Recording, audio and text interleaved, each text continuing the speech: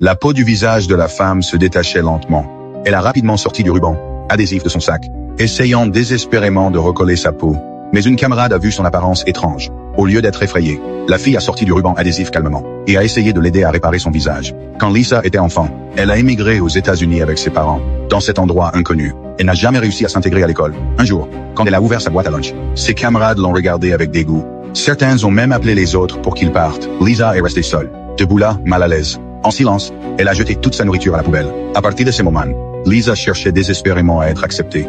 Un jour, alors qu'elle accompagnait son père travaillant tard, elle est entrée par accident dans un bal de fin d'année. Sur scène, le directeur a annoncé la reine du bal. Lisa a vu une fille blonde entourée d'applaudissements et de cris.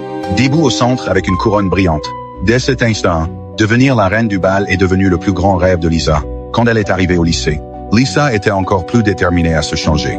Elle suivait des tutoriels de maquillage, essayant de faire paraître ses yeux plus occidentaux. Ce qu'elle voulait changer n'était pas seulement son maquillage, mais son visage clairement asiatique. À l'école, elle faisait tout son possible pour s'intégrer. Elle a même acheté de la teinture et a décoloré ses cheveux noirs pour les rendre blonds. Lisa pensait qu'elle avait enfin réussi. Après les cours, Sarah l'a invitée de manière inattendue dans un salon de manucure. Lisa était extrêmement excitée, pensant qu'elle s'était enfin fait une amie. Mais en arrivant sur place, elle a découvert la vérité. Elles ne l'ont jamais considérée comme une amie. Elle voulait juste utiliser son identité pour obtenir une réduction, bien que la propriétaire ait refusé de leur accorder la réduction. Lisa a continué à supplier humblement, et à la fin, elle a aidé Sarah à l'obtenir de toute façon. Après être sortie, Sarah a enregistré une vidéo, annonçant qu'elle soutiendrait quelqu'un pour la reine du bal la semaine prochaine. Lisa pensait que son moment était enfin arrivé.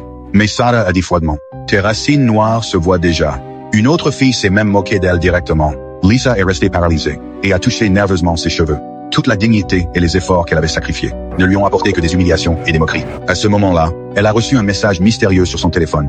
En suivant les instructions, Lisa est arrivée dans une clinique clandestine. Le fondateur de la clinique l'a accueillie chaleureusement et lui a présenté une technologie révolutionnaire. Grâce à une ingénierie cellulaire avancée, il pouvait changer définitivement l'apparence d'une personne. Pour le prouver, le docteur lui a montré une photo de lui d'il y a 10 ans. Il s'est avéré que lui aussi avait subi des discriminations. Et c'est pourquoi il avait développé cette technologie. Il a d'abord offert à Lisa une modification génétique gratuite pour ses cheveux. Si elle était satisfaite, elle pourrait revenir plus tard avec l'autorisation signée de ses parents pour modifier son visage. Le résultat était incroyable. Lisa était fascinée. Mais le lendemain, elle a découvert que les murs de l'école étaient couverts de ses affiches de campagne. Sur les affiches, il l'avait dessinée de manière exagérée et pleine de stéréotypes.